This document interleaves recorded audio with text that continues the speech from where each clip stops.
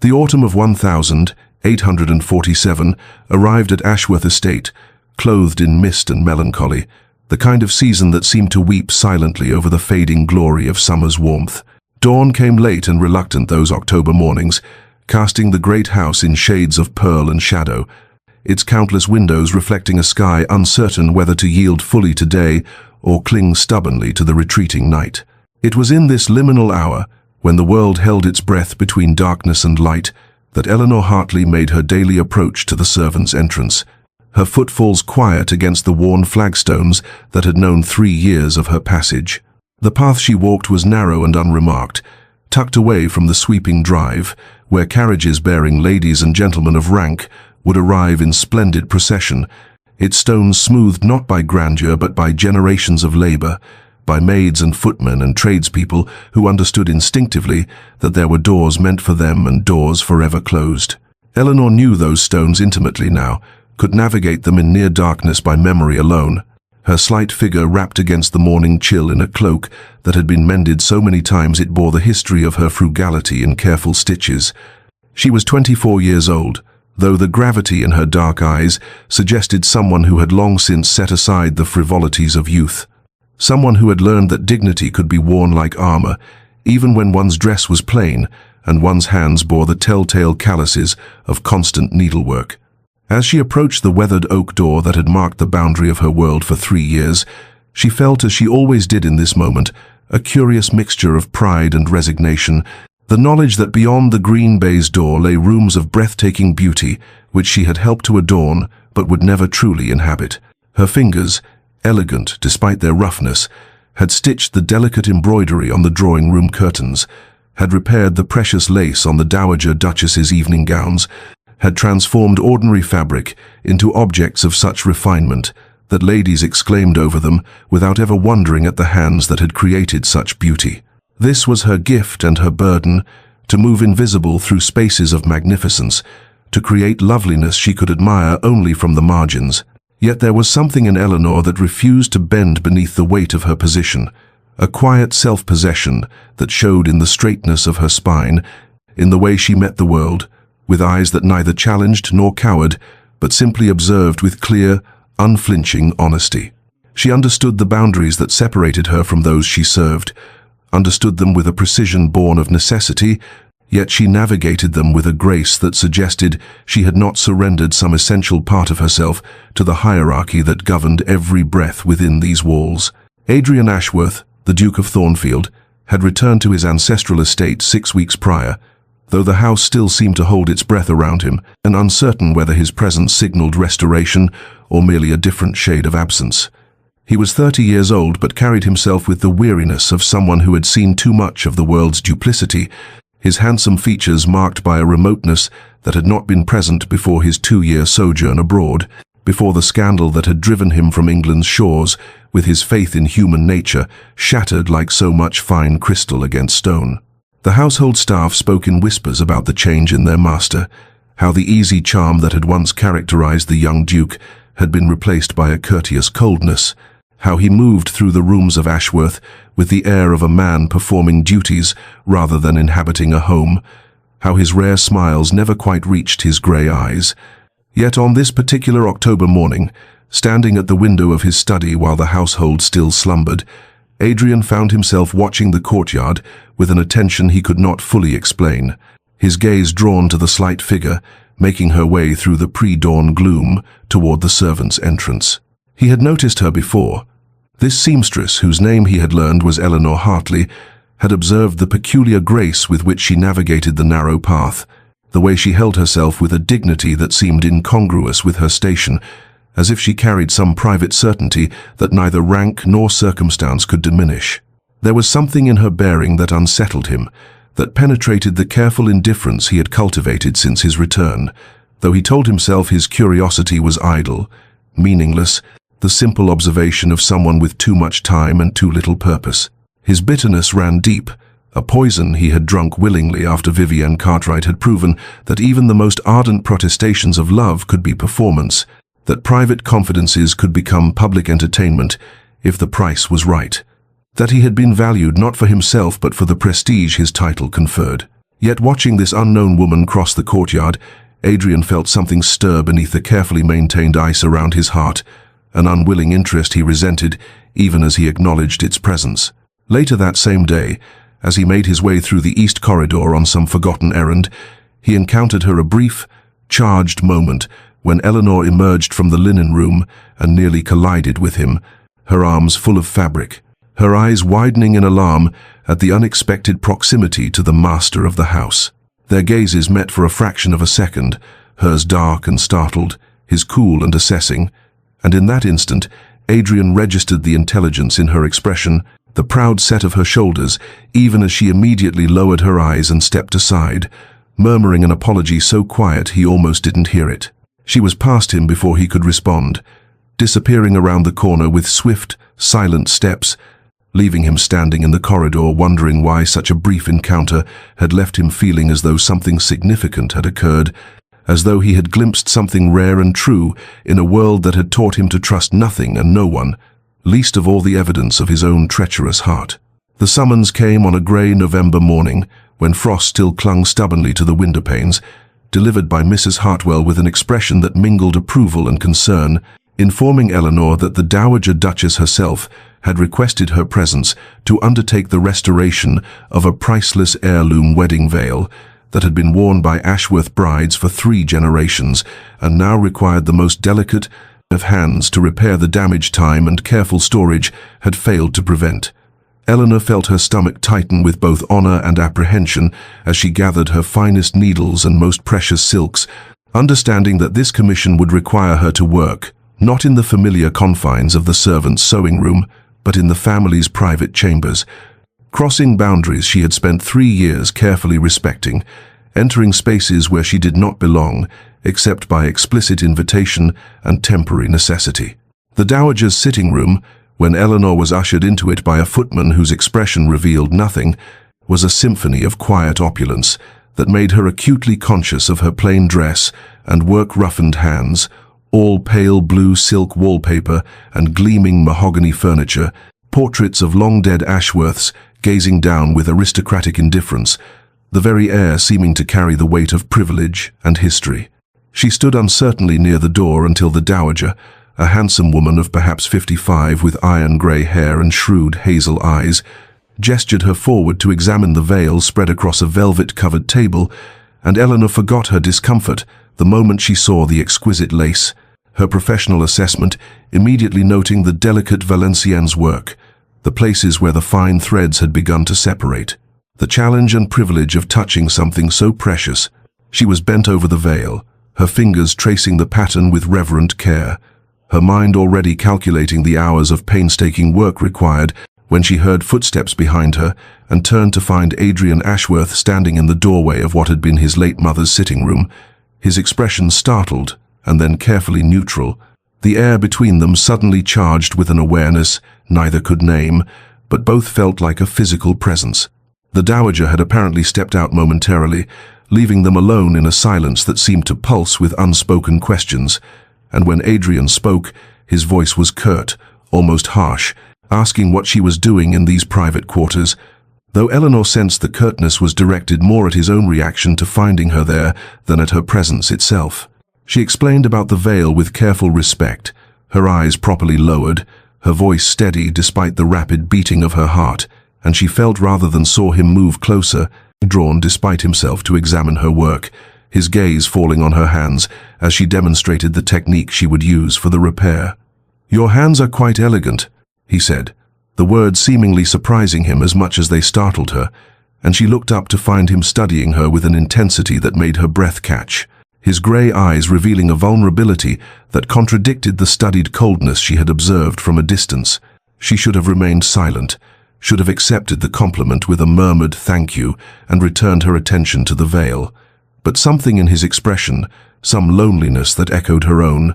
loosened her tongue, and she found herself speaking with unguarded passion about the craftsmanship of the lace, the skill of the long-dead artisan who had created such beauty, the profound satisfaction of preserving something precious for future generations. Adrian listened with an attention that seemed to reach past her words to something deeper,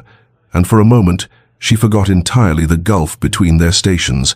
forgot everything except the connection sparking between two people who recognized in each other something rare and true, until the sound of the dowager's returning footsteps broke the spell, and Eleanor retreated instantly into the proper deference her position required, though not before she saw in Adrian's eyes something that looked remarkably like wonder, as if he had discovered something unexpected and infinitely valuable in the last place he had thought to find it. The following weeks brought an unseasonable chill that seemed to seep through even the thick stone walls of Ashworth,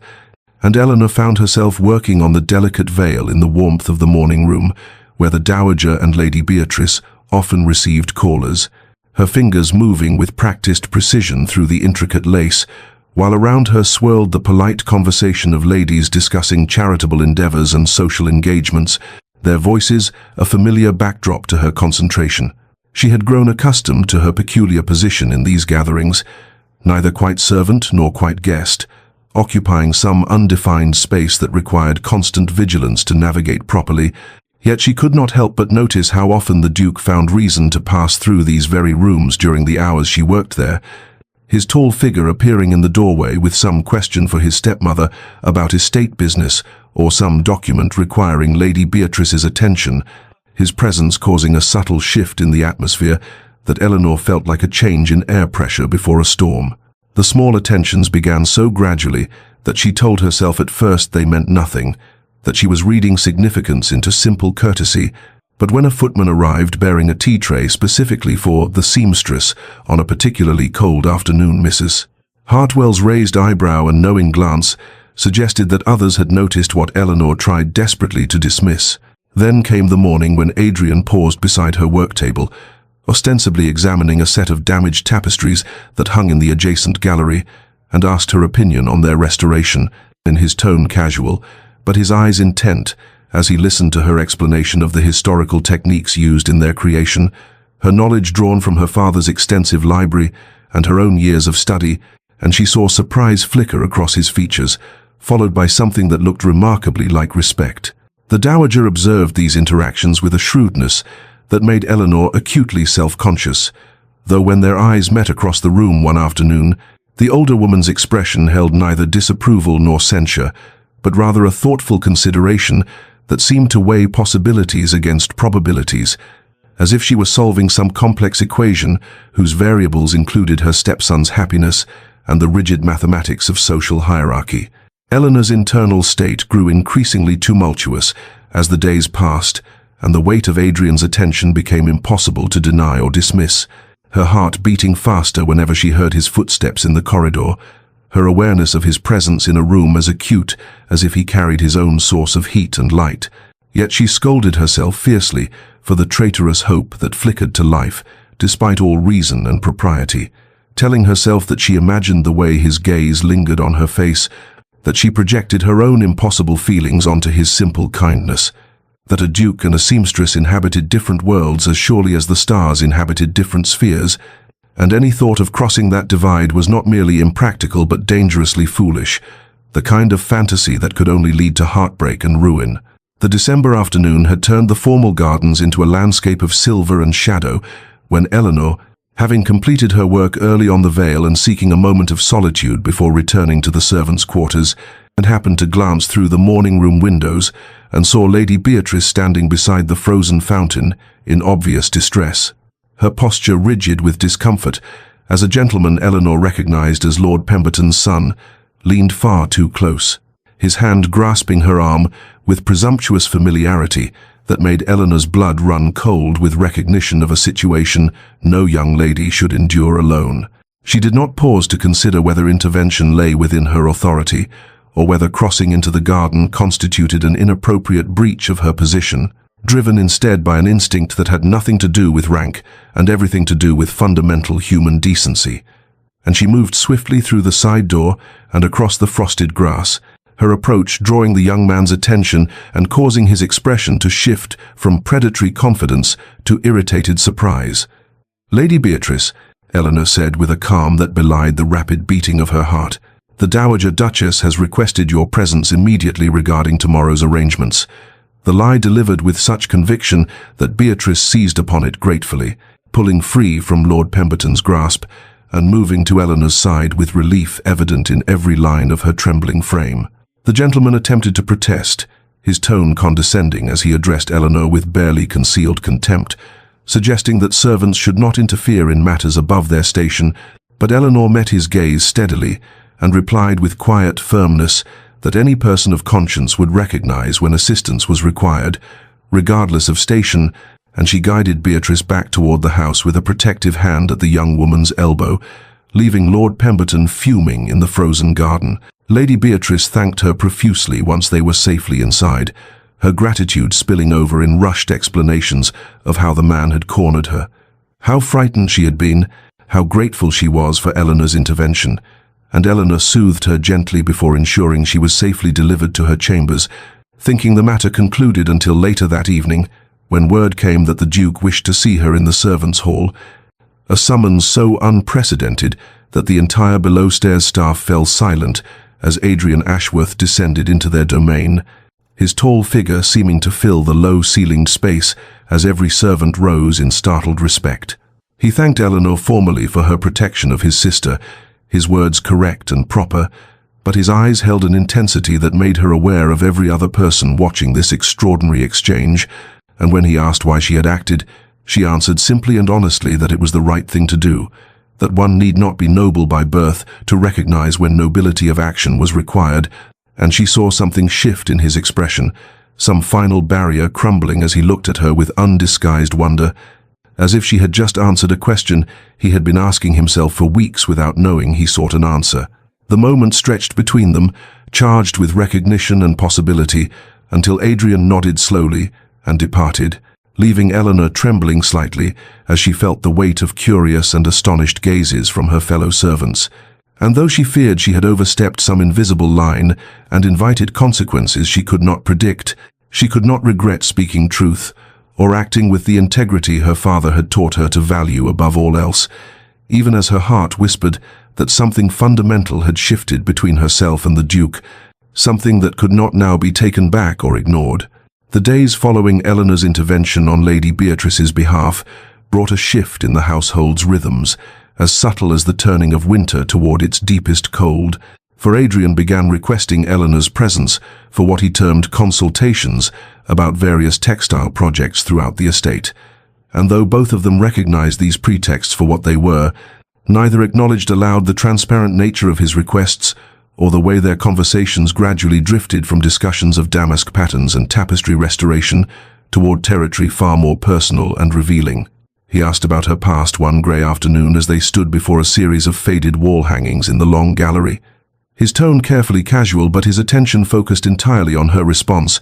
and Eleanor found herself speaking of her father with a tenderness she rarely allowed herself to express, describing the country vicarage where she had grown up, surrounded by his extensive library, the genteel poverty that had marked her childhood after her mother's early death, and finally, the debts that had accumulated through her father's generous nature and poor financial judgment,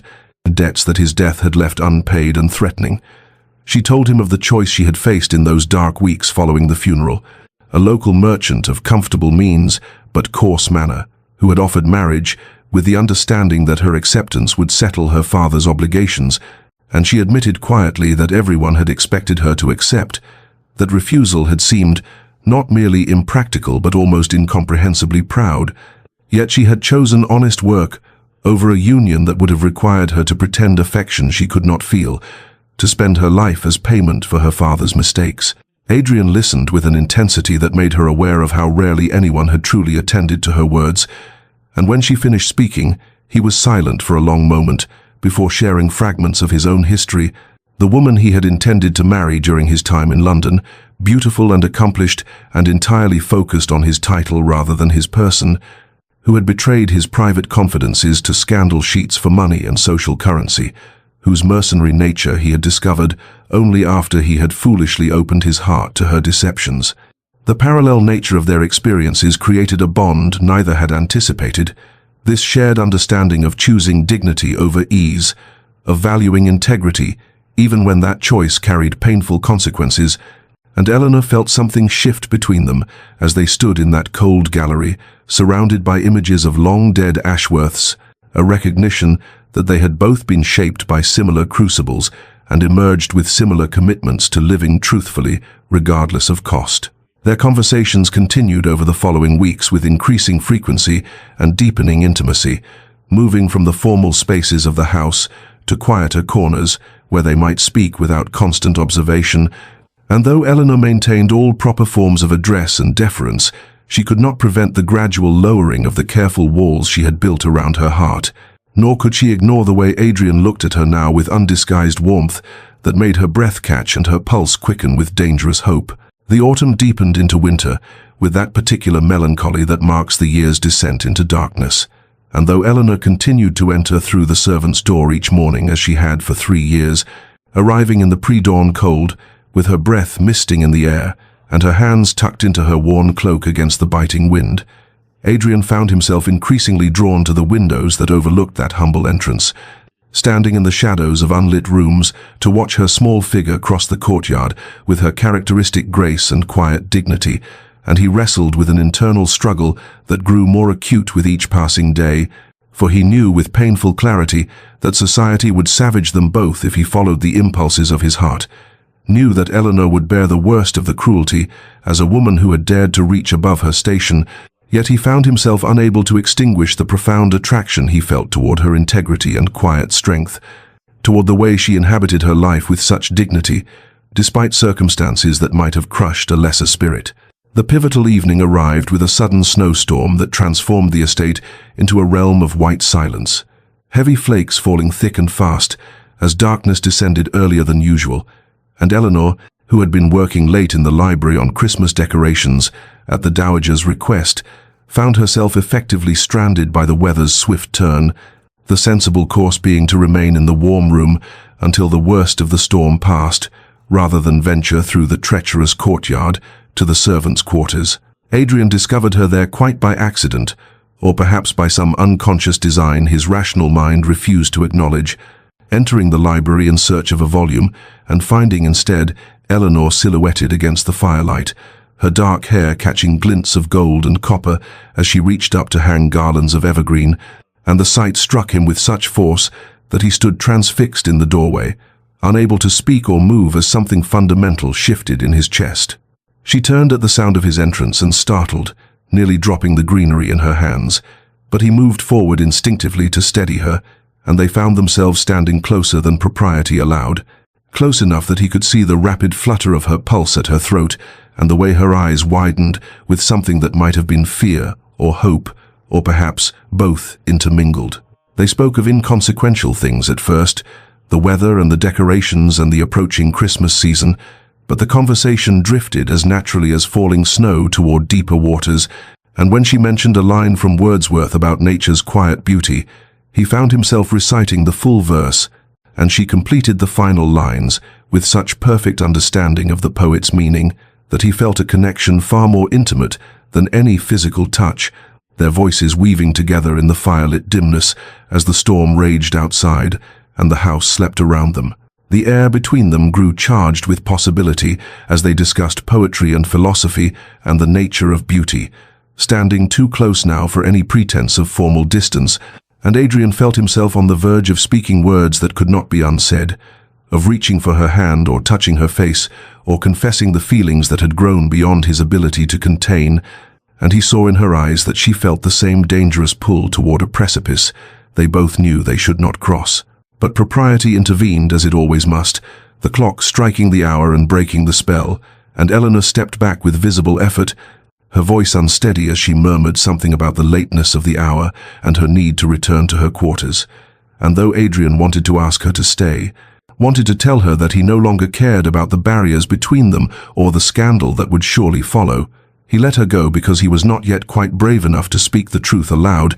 and he watched her slip through the doorway into the snowy darkness while he remained by the dying fire, knowing that both of them would lie awake that night, fighting the same internal battle between what their hearts demanded and what their positions in the world's hierarchy seemed to require of them. Christmas arrived at Ashworth with all the glittering pageantry expected of a ducal household.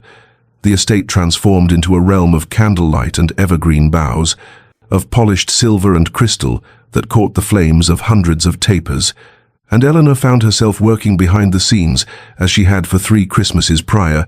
her skilled fingers adjusting the drape of silk gowns and mending small tears in delicate fabrics, her presence invisible to the guests who swept through the grand rooms in their finery. And she told herself that this was proper, that this was her place, yet she could not prevent herself from stealing glimpses of the festivities through the servants' passage, watching through a crack in the doorway, as Adrian moved through the ballroom with that particular grace, born of privilege and training, dancing with young ladies whose breeding matched his own, whose conversations sparkled with practiced wit, whose beauty had been cultivated from birth for precisely such occasions.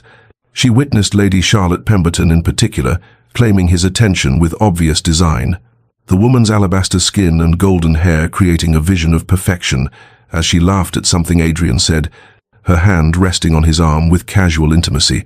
and Eleanor felt something crack inside her chest as she acknowledged the truth she had been avoiding for weeks, the painful reality that she had fallen in love with a man so far above her station that even imagining a future together constituted a kind of madness,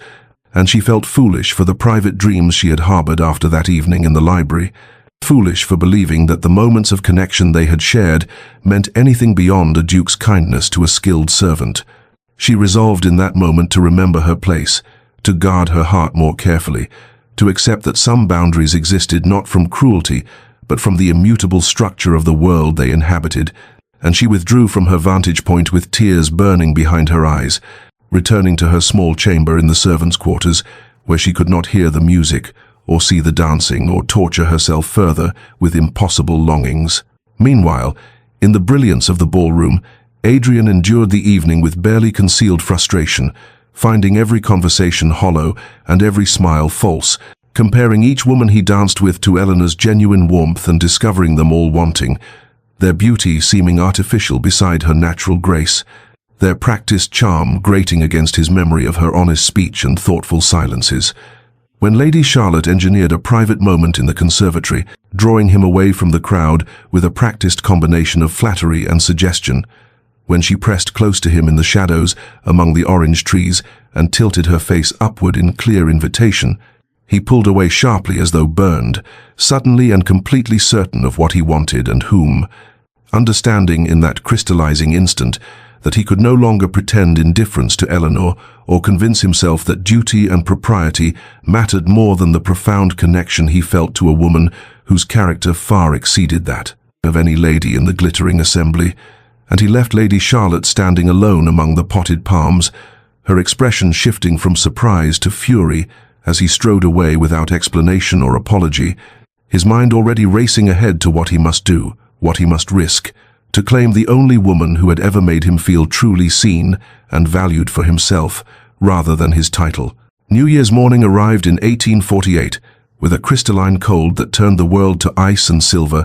the dawn sky pale as pearl, as Eleanor made her way across the frozen courtyard toward the servants' entrance, as she had done every morning for 3 years, her breath clouding in the frigid air and her worn cloak pulled tight against the biting wind. But this morning something was different, for as she approached the humble doorway, she saw a figure standing there in the shadows, and her heart seized in her chest when she recognized Adrian waiting in the cold without coat or gloves, his dark hair disheveled as though he had dressed in haste, his eyes burning with an intensity that made her steps falter and her courage nearly fail. He spoke before she could retreat, his voice rough from sleeplessness or emotion, or perhaps both, telling her that he could no longer pretend indifference, that the charade of distance between them had become unbearable, that every day he watched her enter through this door, while he remained on the other side of an invisible barrier, felt like a betrayal of something essential in his soul. And Eleanor attempted to protest the impossibility of what he seemed to be suggesting, stammering that he must not speak so, that his position and reputation demanded he choose appropriately, that she was only a seamstress without fortune or family or any of the advantages that should recommend a woman to his notice. He stepped closer then, close enough that she could see the shadows beneath his eyes that spoke of his own sleepless night, and he asked her a direct question that cut through all pretense and propriety like a blade through silk. If there were no barriers of rank, Eleanor, if the world were different, and we were simply two people without the weight of titles and expectations, what would you want? But she could not let him finish the question, because to hear it spoken aloud would shatter the last of her defenses, and tears slipped down her cheeks unchecked as she stood trembling in the dawn light, unable to answer and unable to flee. He moved closer still, his voice dropping to something raw and desperate as he said, "I have had enough of appropriate matches and suitable arrangements, enough of women who want my title rather than my heart, enough of doors between us, and walls between what is and what could be." And his declaration that he intended to court her properly, that he would face whatever consequences society demanded, but he would no longer deny what he felt, struck her with the force of a physical blow. She found her voice finally,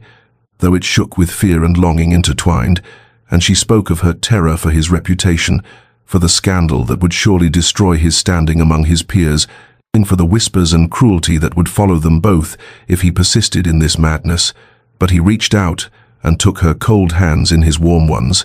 and his quiet insistence carried the weight of absolute conviction as he said, "I would rather be truthful with you than comfortable with anyone else, would rather face scandal beside you than acceptance beside someone I do not love." And in that moment, standing in the frozen courtyard as the sun broke over the horizon and painted the ice with gold, Eleanor understood that he was offering her not just his heart but his whole life, asking her to trust that their love might be strong enough to weather the storm that was surely coming. And though fear still clutched at her chest, she felt something else rising beneath it, something that felt dangerously like hope. The crisis descended upon them with the swift brutality of a winter storm, for within days of Adrian's declaration in the courtyard, society learned of the Duke's intentions through servants' gossip and the sharp eyes of those who made it their business to monitor the activities of the great families,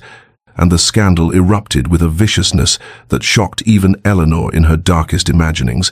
spreading through drawing rooms and gentlemen's clubs like wildfire through dry timber, fueled by Lady Charlotte's mother, who spared no effort in spreading vicious rumors that painted Eleanor as a scheming seductress who had deliberately entrapped the Duke through calculated manipulation and feminine wiles. The Dowager summoned Eleanor to her private sitting room with unusual formality, and though her expression held no cruelty, her counsel carried the weight of practicality, born from decades navigating society's treacherous waters, urging them to wait, to let the gossip die down before proceeding with any formal arrangement, reminding Adrian that his position required consideration of consequence and legacy. Yet Eleanor saw the conflict in the older woman's eyes, the tension between her genuine regard for Eleanor's character and her fear for her stepson's standing. Adrian's neighboring peers called upon him in steady succession, ostensibly for friendly visits, but actually to dissuade what they termed his madness, speaking in measured tones about duty and appropriate matches, about the damage to his family's reputation and the mockery he would face in Parliament. And though Adrian received them with icy politeness and dismissed their concerns with barely contained fury, Eleanor witnessed the toll these confrontations exacted, saw the tightness around his mouth and the shadows deepening beneath his eyes. She faced cruelty from both directions like a woman caught between opposing tides, for some servants resented what they perceived as her presumptuous elevation above her station, whispering that she had forgotten her place and grown too proud, calling her scheming and ambitious behind her back in the very halls where she had worked beside them for 3 years, while the gentry treated her with cutting disdain when she accompanied the Dowager on calls, their cold civility more painful than open hostility. Their pointed questions about her family and background designed to expose her inadequacy for the role she presumed to claim. The breaking point came on a grey February afternoon when Eleanor sought Adrian in his study, finding him standing at the window with shoulders bowed beneath invisible weight, and she spoke the words that had been building in her chest for days despite the agony they cost her, telling him that she would leave Ashworth, would release him from whatever promises he imagined he owed her, would save him from the ruin that loving her seemed destined to bring upon his head. Her voice steady, though her heart was shattering with each syllable. His response was immediate and anguished, spinning to face her with such raw pain in his eyes that she nearly lost her resolve, his voice breaking as he demanded, "You would save my reputation by destroying my heart? You would ask me to live the rest of my life knowing I was too cowardly to fight for the only woman I have ever truly loved?" She confessed then what she had never spoken aloud, the truth that had terrified her even as it sustained her through the worst of the gossip. telling him that she loved him with a depth that frightened her in its intensity. But love alone could not shield them from the consequences of defying every social convention that governed their world, could not protect him from the damage this scandal would inflict upon his family's name and his political influence. He crossed to her in 3 strides and took her hands in his with desperate tenderness, asking her to trust him, to give him time to show her that their love was worth any cost society might demand, promising that he would not let the small-minded cruelty of people who valued propriety over genuine feeling destroy what they had found together. His conviction absolute even as uncertainty clouded her vision, and though Eleanor wanted desperately to believe that love could triumph over the formidable barriers arrayed against them, fear held her captive like iron chains, whispering that hope itself was dangerous when the whole world seemed determined to prove it foolish. Adrian made his decision in the grey hours before dawn, 3 days after Eleanor's tearful declaration of love, rising from another sleepless night with a clarity of purpose that felt like steel forged in fire, and by mid-morning he had sent word throughout the estate that he required all tenants and servants to gather in the great hall at 2 o'clock for an announcement of utmost importance, a summons that sent ripples of speculation and anxiety through every corner of Ashworth, as people wondered whether the Duke intended to address the scandal that had consumed the household for weeks, or perhaps to announce Eleanor's departure as so many had predicted. Eleanor herself received the summons with trembling hands, fearing that Adrian had decided to yield to the pressure of society's disapproval, that he had come to see the wisdom in the Dowager's counsel, to wait or perhaps to abandon their impossible attachment altogether, and she dressed with particular care in a simple grey gown that seemed appropriate for whatever ending this gathering might bring, her fingers shaking as she fastened the buttons, and her heart beating against her ribs like a caged bird, desperate for freedom, or perhaps for the mercy of a swift conclusion to this agony of uncertainty. The great hall filled slowly as the appointed hour approached, tenant farmers in their rough woolens standing awkwardly beside housemaids in crisp aprons, footmen and grooms shifting uncomfortably near the walls, while the upper servants claimed positions of slightly greater prominence, and Eleanor entered last to find every eye turning toward her, with expressions ranging from curiosity to resentment to something that might have been pity, and she stood at the back of the crowd with her spine straight and her chin raised despite the terror coursing through her veins, determined to face whatever came with the same dignity that had sustained her through 3 years of honest labor in this house. Adrian entered through the main doors with the Dowager at his side, his expression grave but his bearing resolute, and he took his position on the raised dais at the hall's far end, where generations of Ashworths had addressed their people in times of crisis or celebration,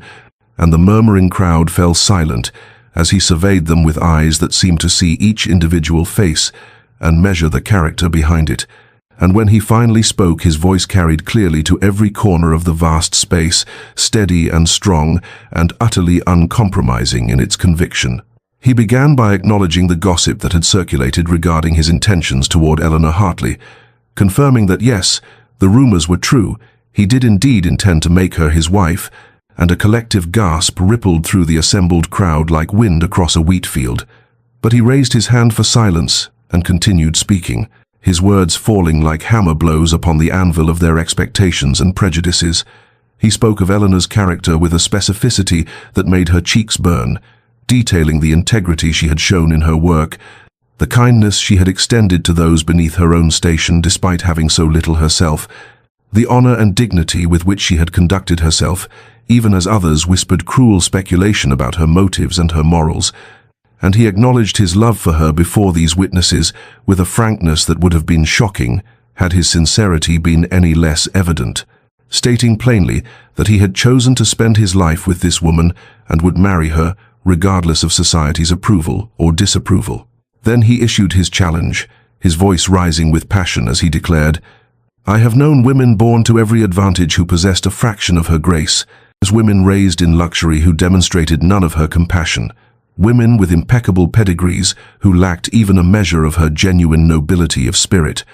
And I tell you now that birth is an accident of fate, while character is a choice made daily through actions great and small,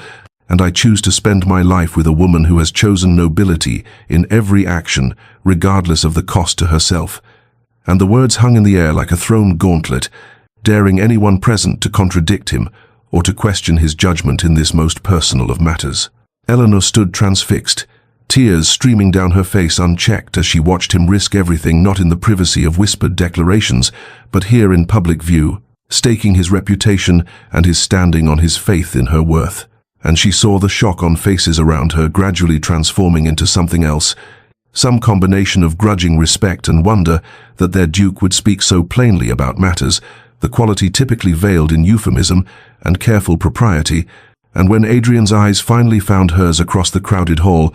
the love and determination she saw there nearly brought her to her knees with the overwhelming force of gratitude and unworthiness, and fierce, desperate hope intertwined. The turning point arrived unexpectedly on a rain-swept morning 10 days after Adrian's public declaration, when the bishop of the diocese appeared at Ashworth's gates in his modest carriage,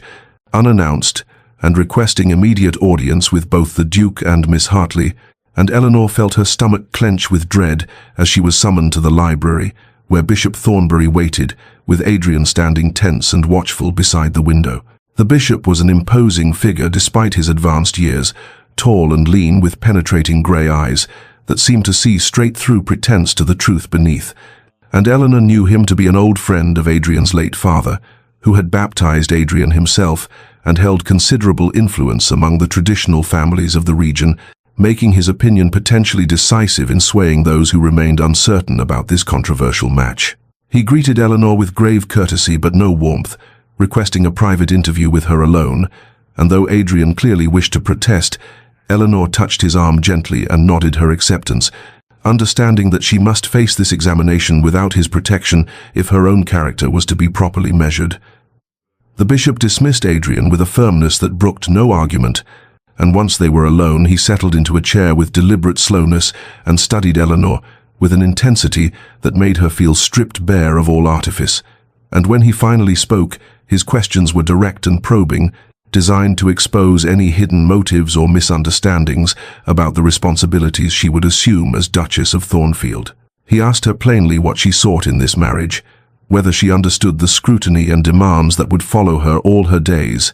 whether she possessed the strength to withstand the cruelty of those who would never accept her elevation, and Eleanor answered with the honesty that had become her only defense against a world determined to doubt her integrity, telling him that she loved Adrian with a depth that frightened her, but that she would release him tomorrow if she believed that love would ultimately harm him or diminish him in any way. She acknowledged without shame that she lacked the training and polish expected of a duchess, having spent her formative years in a country vicarage and the past 3 years working with her hands in service, but she possessed determination to learn whatever was required and genuine humility about her own limitations, and she sought neither fortune nor title, but only the right to stand beside the man she loved and to build a life of shared purpose and partnership. The bishop's expression remained unreadable throughout her responses, offering no indication whether her words found favor or confirmed his worst suspicions, and Eleanor felt exhaustion settling into her bones from weeks of emotional siege, from the constant strain of defending her character and her motives to an endless succession of skeptical judges. Then, after a silence that stretched until Eleanor thought she might shatter from the tension, Bishop Thornbury rose from his chair with unexpected grace and regarded her with something approaching warmth in those penetrating eyes, and he spoke words that would shift the trajectory of public opinion more powerfully than any of Adrian's passionate declarations, saying in his authoritative voice that carried the weight of decades of moral leadership, "Your Grace, I have met many duchesses in my time, women born to privilege and trained from infancy for their elevated positions, and I tell you now with complete sincerity that few possess such clarity of purpose or humility of spirit as I have witnessed here today. And I believe the Duke of Thornfield has chosen well indeed, and I shall make my support of this union known throughout the diocese." Eleanor felt tears spring to her eyes at this unexpected vindication, this affirmation from a source whose judgment could not be dismissed as mere romantic partiality, and when Adrian was readmitted to the library and saw the bishop's hand resting paternally on Eleanor's shoulder, the hope that blazed in his expression mirrored the fragile joy beginning to take root in her own battered heart,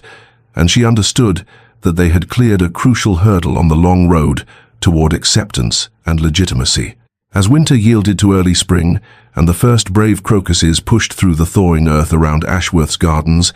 preparations began in earnest for a wedding that had once seemed impossible. Yet Adrian insisted upon one symbolic act before any other arrangements could proceed, summoning the estate's master mason and issuing instructions that shocked the entire household into stunned silence. He ordered the servants' entrance through which Eleanor had passed for 3 years,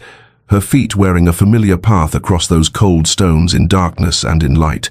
to be formally sealed with stone and mortar, the doorway filled in permanently so that no one could ever again use that passage. And he commissioned a brass plaque to be installed on the spot where the door had stood, bearing the inscription, "Dignity requires no separate doors," words that would stand as testament to his convictions and his refusal to maintain the artificial divisions that had kept them apart for so long. On the morning after the work was completed, Eleanor arrived at dawn as habit dictated, her body moving along the accustomed route before her mind fully registered the change, and she stopped short when she found smooth stone where the familiar entrance had been, her hand rising to touch the plaque with trembling fingers as she read the words engraved there, and tears blurred her vision as the full meaning of Adrian's gesture settled into her heart with the weight of a sacred vow. She heard footsteps on the gravel path and turned to find Adrian himself approaching from the main entrance, dressed impeccably despite the early hour, and he extended his hand to her with grave formality, his voice carrying clearly in the crisp morning air as he said, "Miss Hartley, would you do me the honor of entering Ashworth as my acknowledged betrothed, through the doors befitting your position as the future Duchess of Thornfield?" Eleanor felt her knees weaken at the magnitude of this moment, this crossing of a threshold that was both literal and symbolic, and she placed her hand in his with a sense of stepping forward into a future she had never dared to imagine for herself. And together they ascended the marble steps of the main entrance, while household staff emerged from doorways and windows, drawn by some invisible summons to witness this historic transformation. The great doors stood open before them like welcoming arms, and as Eleanor crossed that threshold on Adrian's arm, she heard the sound of applause beginning tentatively from the assembled servants and growing stronger as the family members joined in. And she saw Mrs. Hartwell openly weeping with joy, and young Molly the chambermaid beaming with pride, and even the stern Mr. Pemberton the butler, nodding his approval of this unprecedented breach of convention that somehow felt more right than any rigid adherence to tradition could have been. Later that same day, in the grand salon where Eleanor had once worked in careful silence while the family entertained guests, Adrian formally asked her to marry him before assembled witnesses, producing a ring that had belonged to his birth mother, a delicate gold band set with sapphires the color of a summer sky, and his voice shook slightly as he said, "Eleanor Hartley, you have shown me what true nobility means. You have restored my faith in genuine feeling and honest hearts, and I ask you now before God and these witnesses to be my wife, my partner, my equal in all things that matter."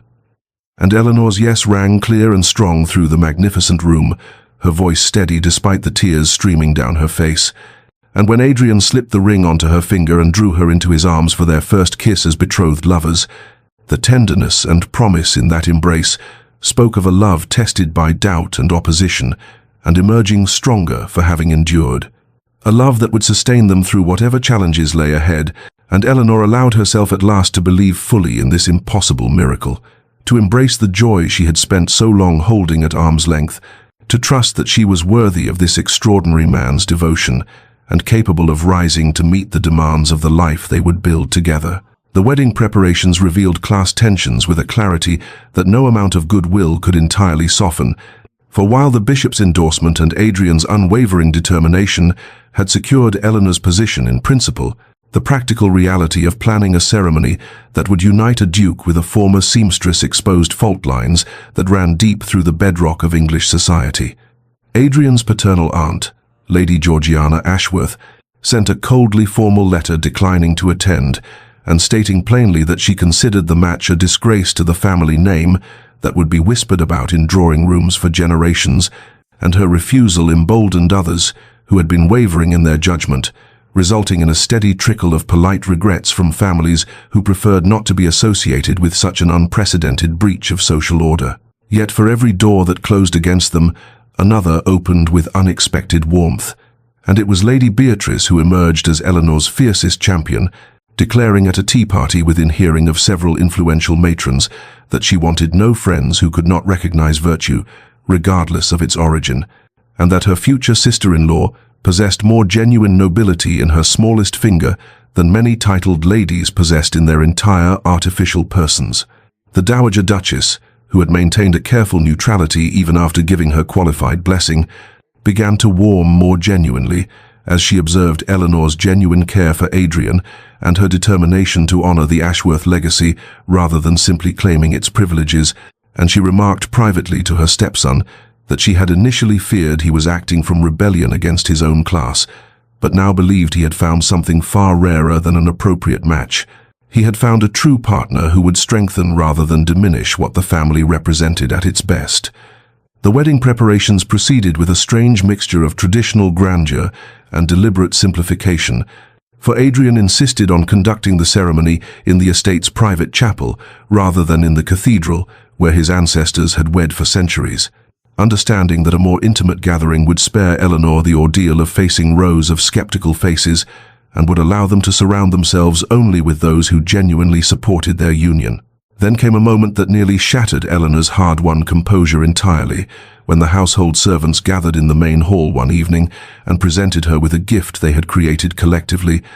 a beautifully sewn handkerchief of the finest linen on which each member of the staff had contributed a single stitch, creating an intricate pattern that represented their shared labor and their blessing on her transformation from colleague to mistress. Mrs. Hartwell, the head housekeeper who had supervised Eleanor's work for 3 years and had witnessed her unfailing courtesy even when exhausted or treated dismissively, spoke for them all with tears gleaming in her shrewd old eyes, saying in her gruff voice that carried genuine emotion beneath its practical tone, "You have never forgotten where you came from, miss. Never put on airs or pretended you were born to what you're stepping into now.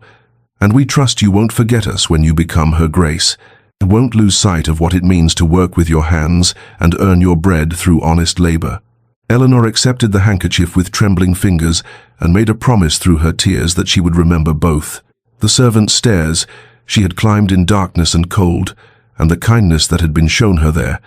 that she would never allow her elevated position to separate her from an understanding of the struggles and dignity of those who served,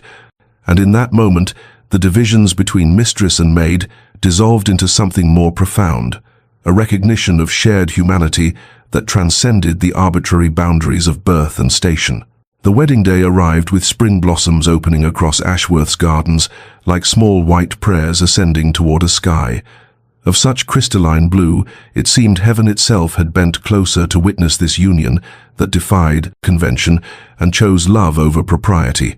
And Eleanor stood in the dowager's chambers, wearing the restored heirloom veil she had once mended with trembling hands as a mere seamstress, the delicate Brussels lace cascading over her shoulders in intricate patterns that seemed to tell stories of all the brides who had worn it before her, though none had traveled quite so far to reach this moment of transformation. The ceremony in the estate's private chapel was intimate by design, the ancient stone walls holding only those whose support was genuine rather than obligatory, and as Eleanor walked down the short aisle on the arm of Mr. Pemberton, the butler who had agreed to give her away in the absence of living family, she felt the weight of sympathetic gazes and understood that every person present had chosen to stand as witness, despite the social costs such allegiance might exact, and their courage strengthened her own trembling resolve. Adrian waited at the altar in his formal attire, but it was his face that held Eleanor's attention, the naked emotion visible in his eyes as he watched her approach, and she saw there no trace of doubt or hesitation, only a certainty that steadied her racing heart and reminded her that this love was worth every risk they had taken, every door they had closed behind them, to step forward into unknown territory together. When the time came for vows, Adrian spoke words he had written himself rather than merely repeating the traditional phrases, his voice carrying clearly through the hushed chapel as he said, "Eleanor, I have learned that truth can be found in unexpected places, that genuine nobility has nothing to do with titles or birth, and I vow before God and these witnesses that I choose to spend my life loving you for who you are, rather than what convention says you should represent, that I will honor your strength and your gentleness, of your wisdom earned through struggle, and your grace maintained despite hardship."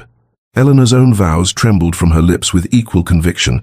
her promise to honor the responsibilities she now assumed,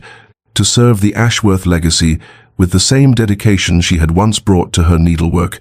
to stand beside Adrian as partner rather than ornament, and to remember always that their union represented not the elevation of one person, but the joining of two souls who had recognized in each other something precious and rare. The moment they were pronounced husband and wife, Adrian drew her close and kissed her with tender reverence, and when they turned to face their guests, he did not lead her toward a discreet side exit, but instead walked her directly down the main aisle, with their joined hands raised slightly, a subtle but unmistakable gesture of defiance toward all those who had doubted the rightness of this match, and the applause that erupted was enthusiastic and heartfelt, rising toward the vaulted ceiling like a benediction. The wedding breakfast that followed broke yet another convention, for Adrian had insisted that select members of the household staff be included among the family guests. So Mrs. Hartwell sat at table beside Lady Beatrice, and young Molly the chambermaid found herself addressed respectfully by the bishop himself, and in this mingling of stations there was a preview of the kind of household Eleanor and Adrian intended to create together, one where dignity was accorded to all who demonstrated character and where artificial barriers would be challenged at every opportunity. The joy that filled those hours was genuine and hard-won, and therefore infinitely precious. Sweeter for having been earned through patience and courage, rather than simply claimed as a birthright, and as Eleanor looked around at the assembled company, at Adrian's hand warm in hers, and the dowager's approving smile, and Lady Beatrice's delighted grin, she felt herself finally release the last vestiges of fear and doubt, allowing herself to fully inhabit this moment of triumph and transformation,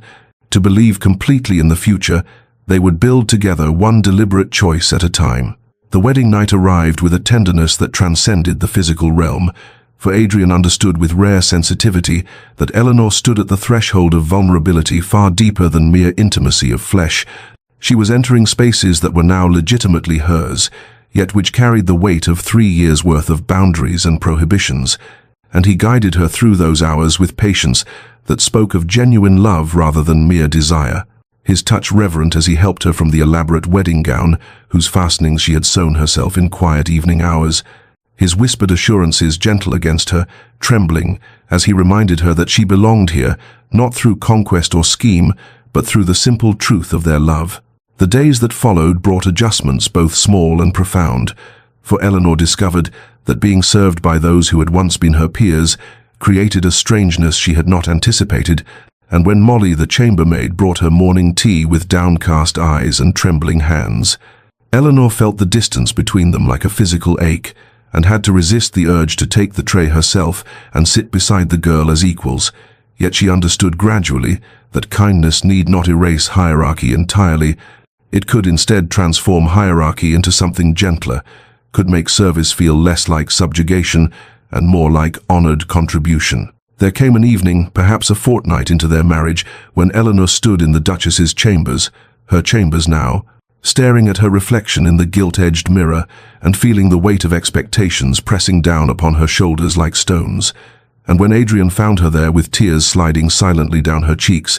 she confessed in a broken whisper that she felt overwhelmed by the demands of her new position, terrified that she would fail him or embarrass the family name or prove that all those who had called her presumptuous had been right all along. His response came without hesitation but with infinite gentleness as he turned her to face him and cupped her face in his hands, saying with quiet conviction that carried the force of absolute truth,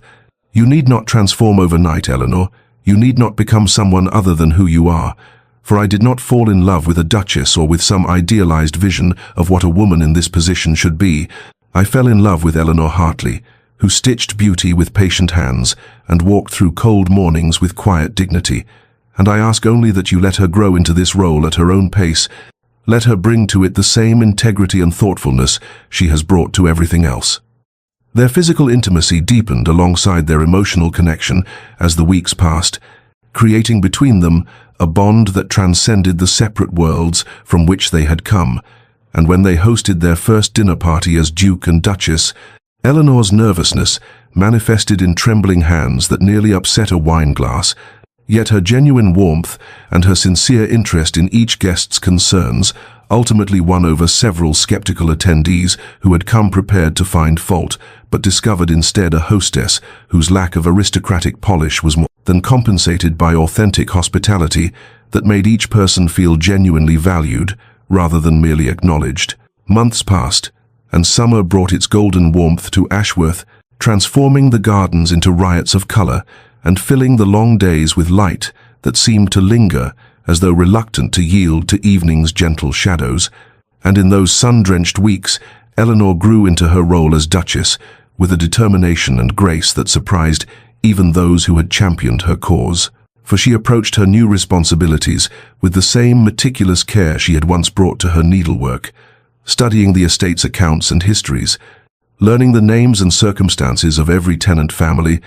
understanding that true authority came not from demanding deference, but from earning respect through genuine care for those whose lives depended upon the Ashworth stewardship. She established a program to provide education and skills training for young women in the village, drawing from her own experience of needing to support herself when fortune had stripped away every other option, and the workshop she created in one of the estate's unused buildings became a place where girls who might otherwise have faced desperate choices could learn trades that would grant them independence and dignity, could acquire the skills that would allow them to navigate the world with heads held high, regardless of what circumstances life might impose upon them. Adrian supported her initiatives not merely in private encouragement, but in public endorsement, speaking at the workshop's opening ceremony about how his Duchess understood the challenges facing ordinary people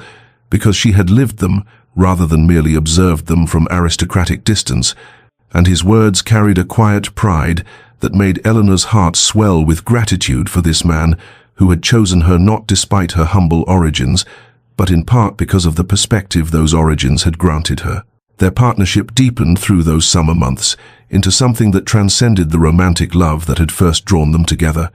becoming instead a collaboration of shared values and complementary strengths, so that when difficult decisions arose regarding estate management or tenant disputes, they would sit together in the study, discussing options with an easy communication that revealed how thoroughly their minds had learned to work in harmony, how completely they had become partners in every sense, rather than merely husband and wife, bound by legal contract and physical attraction. There came an evening in late August when Eleanor sat at Adrian's desk reviewing correspondence, while he stood by the window watching the sun set over fields golden with ripening grain, and in the comfortable silence between them, she felt a wave of contentment so profound it brought tears to her eyes. This sense of having found not just love, but home, not just acceptance, but true belonging, and when she rose to join him at the window, when he turned and drew her into his arms with unconscious tenderness, she whispered against his chest that she had news, that the physician had confirmed what she had already suspected in her heart, that come spring they would welcome their first child. And his response was everything she could have hoped for, his face transforming with wonder and joy as he held her closer, his hand coming to rest protectively over the place where new life grew, his voice rough with emotion as he spoke of the future they would build together, the family they would create, the legacy of love and dignity they would pass to the next generation. And Eleanor found herself marveling at how dramatically her life had transformed, how the woman who had once entered through servants' doors now stood in her husband's arms, planning for the birth of a child who would carry both their names and their shared commitment to living with integrity, regardless of what society might demand or expect. The final test arrived with the cruel precision of winter's first frost. For Lady Charlotte's mother, embittered by her daughter's failed suit and nursing the wound of social humiliation that came from watching a mere seamstress claim the prize her own child had been denied, spread through the drawing rooms of society a vicious rumor that Eleanor had trapped the Duke through calculated seduction, had used her position as seamstress to gain access to his private chambers, and had employed wiles both shameful and deliberate to ensnare a man whose grief and isolation had made him vulnerable to feminine manipulation. The scandal reignited with a ferocity that shocked even those who had initially opposed the match, for the whispers carried an insidious quality that transformed Eleanor's genuine virtue into evidence of cunning, her quiet dignity into proof of artifice, her very reluctance to accept Adrian's courtship twisted into the performance of a skilled actress who knew that resistance would only inflame desire. Eleanor, now 6 months with child and carrying the visible evidence of their union beneath gowns that could no longer entirely conceal her condition,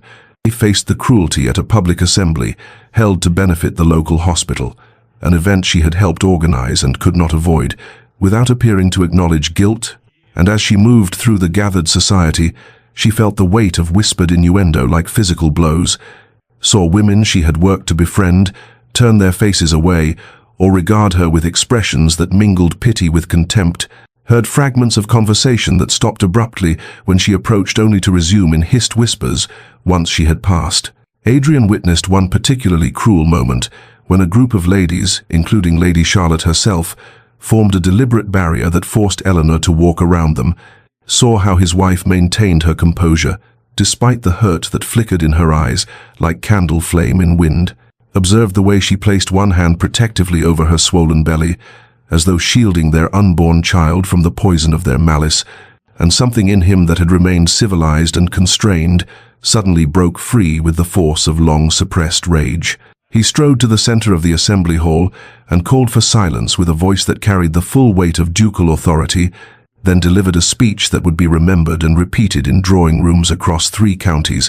his words cutting through pretense with surgical precision, as he spoke of the cowardice inherent in attacking a woman's character from envy rather than evidence, of the particular cruelty of those who would persecute someone for the crime of rising above the station into which accident of birth had placed her, and then he issued his challenge with eyes that swept the room and lingered deliberately on Lady Charlotte and her mother. "My wife has shown more grace in the face of your cruelty than many of you have shown in lives of ease and privilege. She has borne your whispers and your snubs with a dignity that shames those who fancy themselves her betters, and if you cannot accord her the respect her position and her character both deserve, then you are not welcome in our home or our lives, for I would rather live in honest isolation with a woman of genuine virtue than in false society with those who mistake viciousness for wit and cruelty for sophistication." The room fell into a silence so profound that the ticking of the mantel clock seemed loud as thunder, and Eleanor stood frozen with tears streaming unchecked down her cheeks, tears born not of shame, but of overwhelming gratitude for this man, who had chosen her not in private romance but in public declaration, who defended her not with gentle words in quiet moments but with fierce conviction before witnesses. Then something unexpected occurred that would shift the tide of opinion more decisively than any speech, for the bishop's wife, a woman whose moral authority was unquestioned and whose approval carried weight even among the most traditional elements of society, rose from her seat and crossed the room with deliberate steps, and when she reached Eleanor, she drew the younger woman into an embrace that communicated both comfort and public endorsement, saying in a voice meant to carry, "Your Grace, I have watched you navigate these months with a grace that speaks to the quality of your character, and any who doubt you doubt their own ability to recognize virtue when it stands before them." Others followed then, slowly at first and then with gathering momentum, women who had been uncertain or afraid to show support, now emboldened by the bishop's wife's example, and though some, including Lady Charlotte and her mother, departed in cold fury, the assembly ended not in Eleanor's humiliation, but in her vindication, the scandal extinguished by the simple power of those willing to stand publicly for truth against the seductive ease of malicious gossip. Autumn returned to Ashworth with its familiar palette of copper and gold, the trees shedding their leaves like memories drifting to earth, and with the season came Eleanor's time of confinement in those final weeks when she withdrew from public view according to custom, though Adrian remained constantly near, his anxiety barely concealed behind expressions of calm reassurance that fooled no one who knew him well. The labor began on an October night, when frost silvered the windows and the wind carried the scent of dying leaves and wood smoke, and what the midwife had promised would be a straightforward delivery became instead an ordeal that stretched through the dark hours and into the grey dawn. Eleanor's cries penetrating the thick walls of the birthing chamber to reach Adrian, where he paced the corridor outside like a caged animal, his hands clenched so tightly that his nails drew blood from his palms. The dowager sat with him in vigil, her own face drawn with worry, And when the physician emerged at one point to request additional supplies, when Adrian saw the gravity in the man's expression and heard the careful neutrality in his voice as he spoke of complications, something in the Duke's chest constricted with a terror more profound than any he had known, a desperate awareness that all his wealth and position meant nothing against the arbitrary cruelty of nature, that he could lose her despite having fought so hard to make her his. He fled to the chapel then, this man who had not prayed with true fervor since childhood, and knelt before the altar with tears streaming down his face, offering bargains to a God he was not certain existed, willing to trade title, fortune, even his own life for Eleanor's survival, for the chance to hold her again and tell her that she mattered more than any child they might create, that he would rather have her alone than lose her in the bearing of his heir. The dawn strengthened beyond the stained glass windows, painting colored patterns across the stone floor, and still he prayed until finally, mercifully, he heard footsteps and looked up to see Mrs. Hartwell's tear-stained but smiling face, heard her voice break as she told him that her Grace had been delivered of a daughter and that both mother and child lived, and his relief was so overwhelming that he remained on his knees, his body shaking with sobs that combined gratitude and lingering fear and the profound humility of having been granted what he had no right to expect. When they finally allowed him into the chamber, he found Eleanor propped against pillows, her face pale and marked with exhaustion, but alive, wonderfully alive, and in her arms a tiny creature with a shock of dark hair and impossibly small fingers that curled reflexively when he touched them, and the emotion that flooded through him as he looked at his wife and daughter was something beyond naming, a mixture of love and awe and protective fierceness that remade him in that moment into something he had never been before, into a father willing to move heaven and earth to keep these two souls safe. The christening came 6 weeks later, when Eleanor had regained her strength, the ceremony held in the same chapel where Adrian had prayed for her survival, and they named their daughter Grace Eleanor Ashworth in deliberate acknowledgement of the unearned mercy that had brought her parents together, and the woman whose courage had made such love possible, and the gathered witnesses represented the full spectrum of Ashworth's community, nobility standing alongside tenant farmers and house servants in a gathering that would have been unthinkable before Eleanor's arrival, but which now seemed natural and right. The dowager held her granddaughter with obvious love, the baby small and perfect in her arms,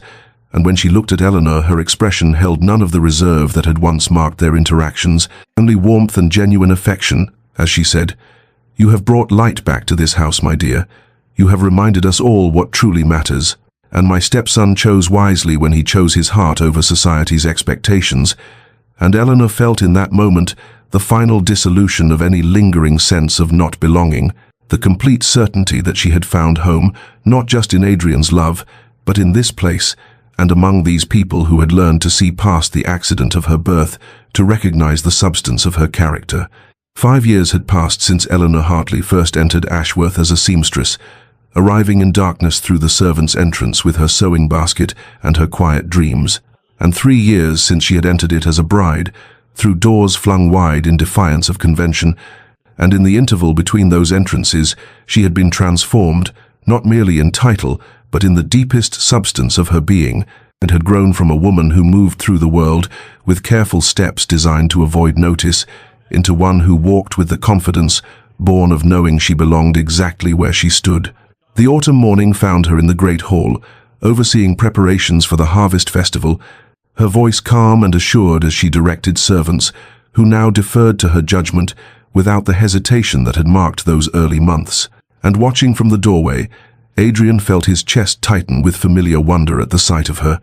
This woman who had once believed herself unworthy of anything beyond honest work, and who now managed one of England's great estates, with a grace that made it seem effortless, though he knew the effort she had invested in learning every tradition and responsibility. Their children played in the garden, visible through the tall windows, Grace now a spirited child of 4, with her mother's dark hair and her father's determination, and Thomas, barely 2 years old, and already showing signs of the stubborn independence that seemed to be the Ashworth inheritance.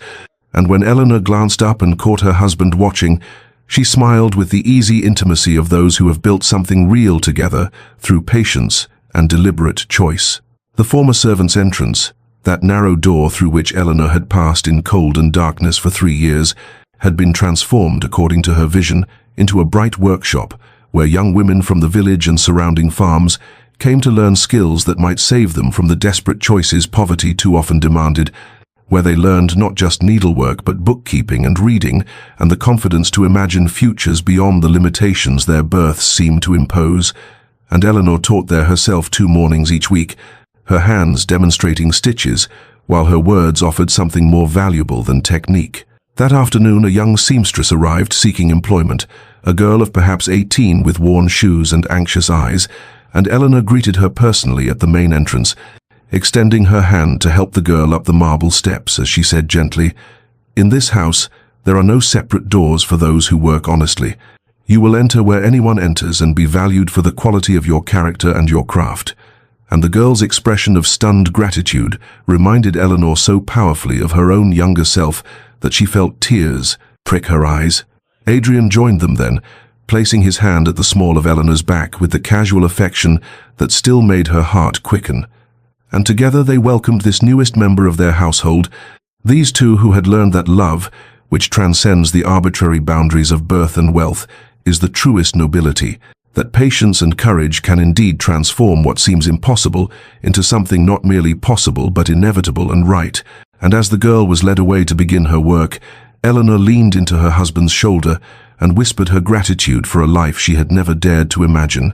and he had never stopped believing they deserved. Dear friend who has walked with us through this story, perhaps you have known the weight of doors that seem closed to you, the ache of loving someone or wanting something that the world insists you have no right to claim, the exhaustion of living within boundaries drawn by accident rather than merit. And if so, then know this: the truest measure of any person lies not in the circumstances of their birth, but in the choices they make when tested. Not in the doors through which they enter, but in the grace with which they walk once inside. And though the world may insist on separations between worthy and unworthy, noble and common, possible and impossible, love recognizes no such distinctions, and neither should you. May you find the courage to cross thresholds that once seemed forbidden, to claim the love and the life your character deserves rather than the limitations your circumstances suggest. And may you discover, as Eleanor and Adrian did, that the most profound transformations begin with the simple audacity of believing you deserve more than separate doors, and that those who truly see you will fling those doors wide in welcome. Sleep well with the knowledge that nobility of spirit matters infinitely more than nobility of birth. And if you found meaning in this story, then I invite you to explore more tales of love that transcends boundaries, of courage that defies convention,